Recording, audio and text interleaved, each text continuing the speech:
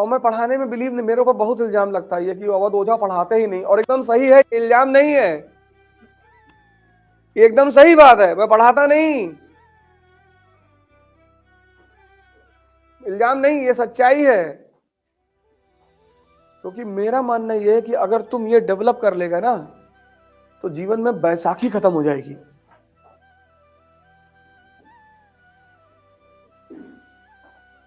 मेरा मानना यह है कि अगर इस क्लास में 50 लोग बैठे हैं और 5 लोग भी इस बात को समझ गए कि मैं क्या कह रहा हूं और उन्होंने उस चीज को डेवलप कर लिया, वो 5 रिजल्ट दे देंगे। बस वही मेरी ताकत है। कल भी मैंने कहा ना, 18 साल पढ़े, लेकिन कंपटीशन देते वक्त कैसे परेशान हो जा रहे हो।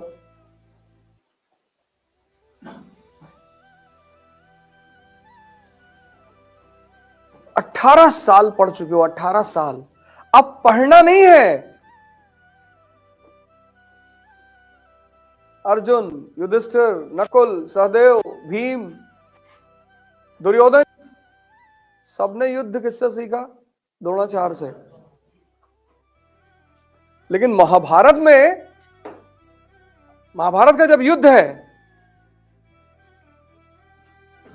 तो उसमें कोच काम आ रहा है, कोच। महाभारत के युद्ध में द्रोणाचार्य काम नहीं आ रहे हैं, प्रोफेसर काम नहीं आ रहा है, कोच। अर्जुन को वो ये नहीं सिखा रहा धनुष बाण कैसे चलाते हैं, पता है। आपकी दिक्कत ये पता क्या है, आपने कभी कायदे से पढ़ा ही नहीं। आपका पहला स्टेप ही खराब है।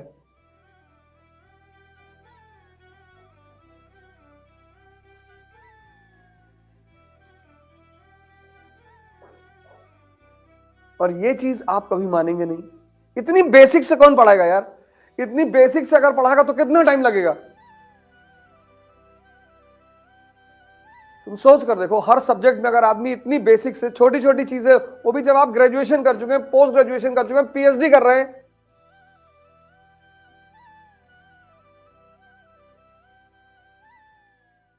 इसीलिए तो कोचिंग खूब फल फूल रही हैं।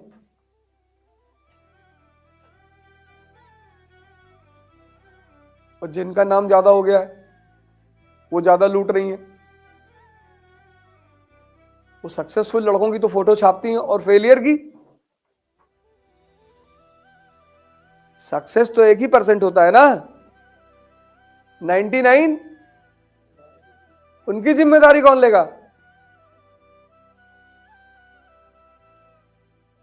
वो जो सक्सेसफुल हो रहे हैं वो तो चलो, उसमें से बहुत सारे तो डिजर्व करते हैं भाई। कई सारे ऐसे लोग हैं जिनके परिवार में ब्यूरोक्रेट है, माँ बाप है, वो बता देते हैं कि ऐसे पढ़ना है। बहुत सारे लोग बहुत अच्छे अच्छे स्कूलों में पढ़े हैं। हमारी बेटियां पढ़ती कोठारी इंटरनेशनल नोएडा में, क्या स्कूल है, क्या पढ़ाते हैं बच्चों को। मतलब हमें लगता है कि अगर बाय द वे कभी उन्हें आईएएस देना हुआ तो उन्हें कोचिंग जाने की जरूरत ही नहीं पड़ेगी, इतना अच्छा पढ़ा रहे। घर पे किसी को कुछ बताने की जरूरत ही नहीं पड़ती, ऐसे को रिलेट करके पढ़ा रहे हैं, कनेक्ट करके पढ़ा रहे हैं, समझा कर पढ़ा रहे हैं।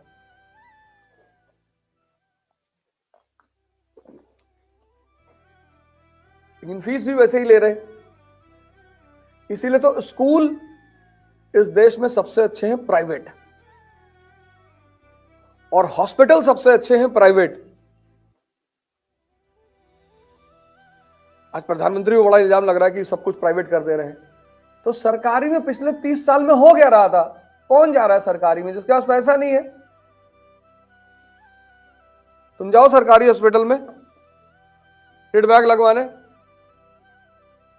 और तुम्हारा हाथ कट गया लोहे से और तुम सरकारी हॉस्पिटल चले गए, और जिस बंदे को हॉस्पिटल में इंजेक्शन लगाना है वो मोबाइल पे बात कर रहा है, और बात करते करते उसने इंजेक्शन डाल दिया और पता लगा बगल वाले को डाल दिया, फिर वो पलट के चिल्ला भी रहा तुम्हारे ऊपर। कायदे से नहीं खड़ा हो पा रहे हो। फ्री है लेकिन जान जा सकती है। और प्राइवेट हॉस्पिटल में एंटरटेन करते हैं, आपको गाना सुनाते हैं, पूछते रहते हैं, सर दर्द तो नहीं हो रहा है? नहीं नहीं नहीं।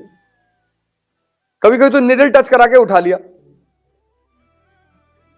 कि सर पता चला? नहीं पता तो नहीं चला। हाँ, कितना? 2200 रुपया। ये जितने प्राइवेट हॉस्पिटल हैं, जितने प्राइवेट स्कूल हैं, सब गवर्नमेंट को पैसा, कोई भी गवर्नमेंट हो, सब पैसा लेते हैं, सबको पैसा पहुंचाते हो। इनके खिलाफ कभी शिकायत करके देखो, इनके खिलाफ कभी एक्शन नहीं होता।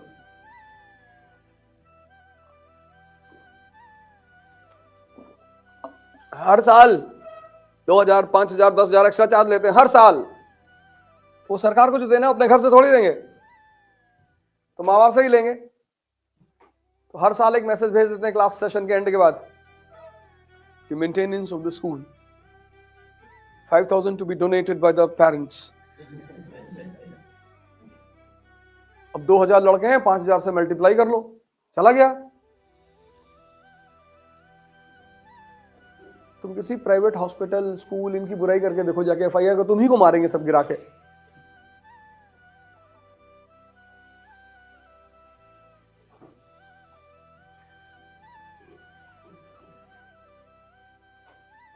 इस देश में सरकारी बचा ही क्या?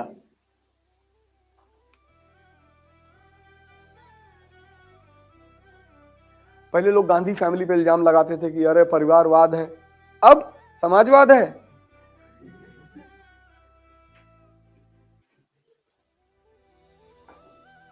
सब जगह परिवारवाद है। तुमसे कहा जाता है तैयारी करो, SSC, bank PO, CGL, IAS, PCS, मर जाओ तैयारी करके। तो अभी जाओगे टिकट मांगने कि हम 22 साल के लड़के हैं, एमएलए का चुनाव लड़ेंगे, मार के भगा दे तुमको सब।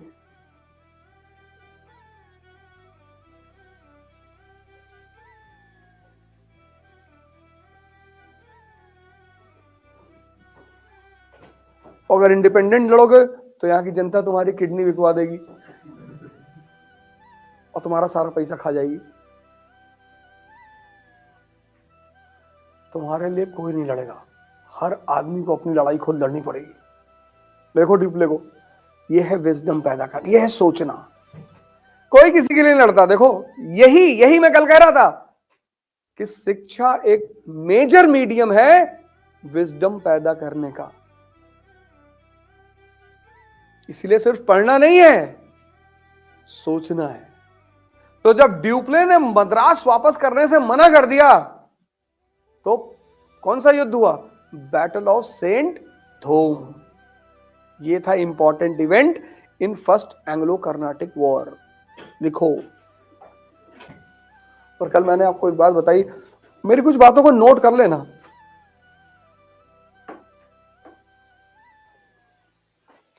कभी मोटिवेशन के चक्कर में मत पड़ना, शक्ति बढ़ाओ। कॉन्फिडेंस जो है ना, वो शक्ति का परिणाम है। जब भी तुम्हारे पास कॉन्फिडेंस आएगा, वो तुम्हारे अंदर की बढ़ती हुई शक्ति की वजह से आएगा।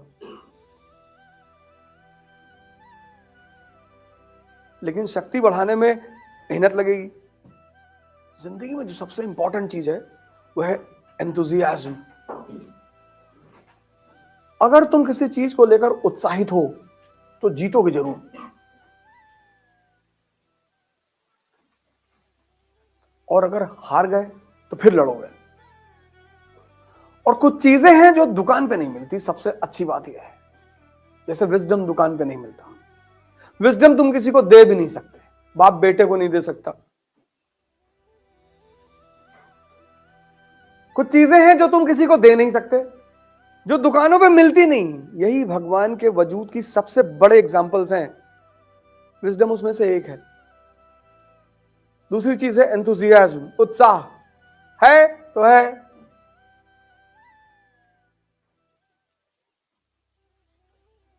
और नहीं है तो कुछ ना कर पाओगे।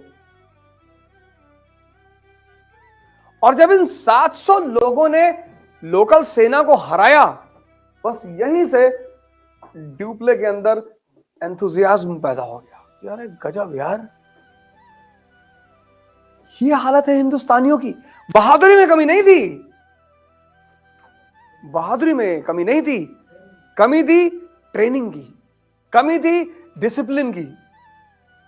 तो देखो अब यहां पे एक बात और सीखो, मैसेज देखो कि हार का कारण ट्रेनिंग की कमी भी होता है, हार का कारण डिसिप्लिन का अभाव भी होता है। यही मैंने कहा ना शुरुआत में क्लास में कि ये सिर्फ कहानी नहीं है, इस कहानी के हर कदम पे तुम्हें मैसेज मिलेगा।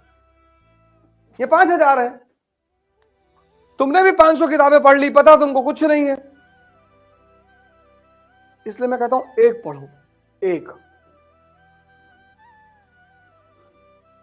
ये जितने टॉपर हो जाते हैं बाद में बोलते हैं I read this book and that book and I studied DD Basu also, कुछ नहीं पढ़ा है, झूठ बोल रहा है।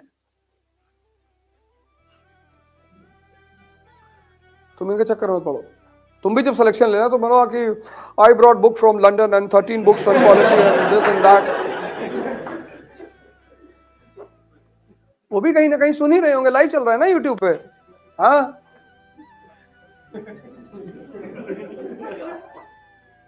बहुत सारे टॉपर तुमको मिलेगा। I used to read 5 newspaper. 5? तुम धीरे से शुरुआत करो, हल्के से, एक किताब पढ़ो, एक उठाओ और उसको पूरी तरह से कंट्रोल कर लो, अपने कब्जे में ले लो। जब वो कब्जे में आ जाए और तुम्हारे पास कभी टाइम मिले, अगर मान लो बीच में सिलेक्शन हो गया तो सिलेक्शन के बाद पढ़ लेना, क्योंकि किताबें कभी नुकसान नहीं करेंगी।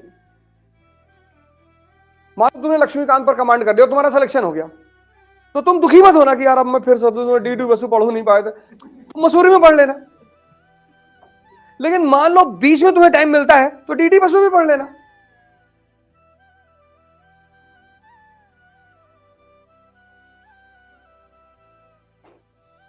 हर आदमी की बात पर इतना वो मत किया करो। हमसे बहुत लोग मिलते हैं कि हाँ पापा चाचा हमारे विधायक हैं, हम राष्ट्रपति हैं अमेरिका के। अरे मजाक कर रहे हैं, तो तुम ही काहे इतना सीरियस हो रहे हो? और ये सब मत बताया करो, हमसे जो काम है ले लो और हमको पैसे दे दो और निकलो यहां से। रायता मत फैलाओ जिंदगी में, सीधी बात, नो बकवास, काम बताओ और निकलो। ये देखो, ये सीखने वाली बात है। 700 लोगों ने 5,000 लोगों को हरा दिया। इसलिए इस बैटल का काम क्या महत्व है? इसने ड्यूप्ले के अंदर उत्साह पैदा कर दिया कि यार 700 की डिसिप्लिन्ड आर्मी और ट्रेन्ड आर्मी यहां के 5,000 लोगों पर भारी है। बस यहीं से उसका दिमाग काम करना शुरू हुआ। And this led to second Anglo Carnatic war. पहला क्लियर? तो अब क्या करो? अब तुम एक काम करो, ये सब फाड़ फूड़ के फेंक दो, जितना लियो घर पे जाके जला देना। एक फाइल बनाओ अपनी ऐसे ट्रायंगल और स्क्वायर वाली। तो पहला कर्नाटिक वॉर हेडिंग वाला, और फिर ट्रायंगल बना के लिख लो issue war of succession in Austria, एक वर्ड में, एक लाइन में। इंपॉर्टेंट इवेंट सेंट होम,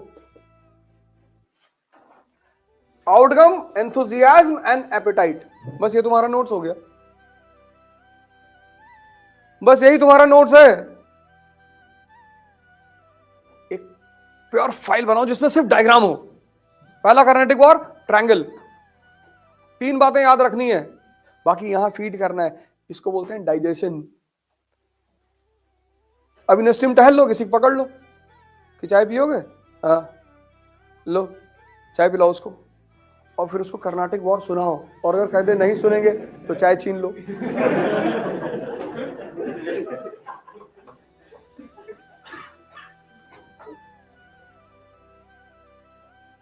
कहीं कॉपी पेज लेके बैठ जाओ, लिख डालो इसको। तुम बिना सोचे पढ़ सकते हो, तुम बिना सोचे लिख नहीं सकते। और जितना तुम लिखोगे उतना तुम्हारा डाइजेशन इंप्रूव होता चला जाएगा। तुम बिना सोचे पढ़ सकते हो, तुम बिना सोचे लिख नहीं सकते। लिख डालो, किसी को सुना दो, बड़े वाले मामा को फोन कर दो, यार तुम समझे यार कर्नाटिक वॉर कैसे हुआ?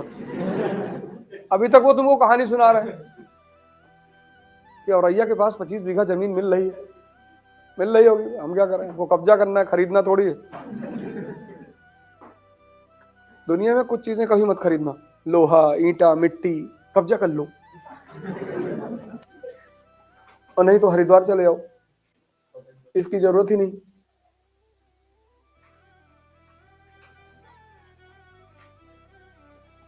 कहां मिट्टी खरीदोगे यार, इतना मेहनत से पैसा कमाओ, फिर जमीन मिट्टी खरीदोगे? आयुष बन जाओगे, सरकार तुम्हें बंगला देगी ही रहने के लिए।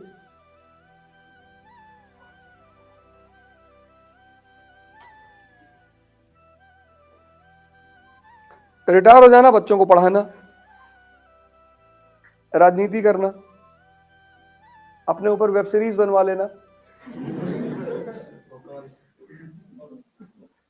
अरे मैं क्या जानू, रंगबाज भी तो है, रंगबाज दोनों है, बनवा लेना। ब्यूरोक्रेसी से ही तो सारे रास्ते खुलते हैं। ऐसे पढ़ना है, ऐसे तुम एक पेन उठाते हो, पेंसिल, और पढ़ते चले जाते हो, तुमको कुछ, तुम कलेक्ट, इसको कनेक्ट करने में टाइम लगेगा। अगर तुम इसे खुद से बैठ के पढ़ते ना, तो टाइम लगता सोचने में और जोड़ने में। तुम उससे बचना चाहते हो,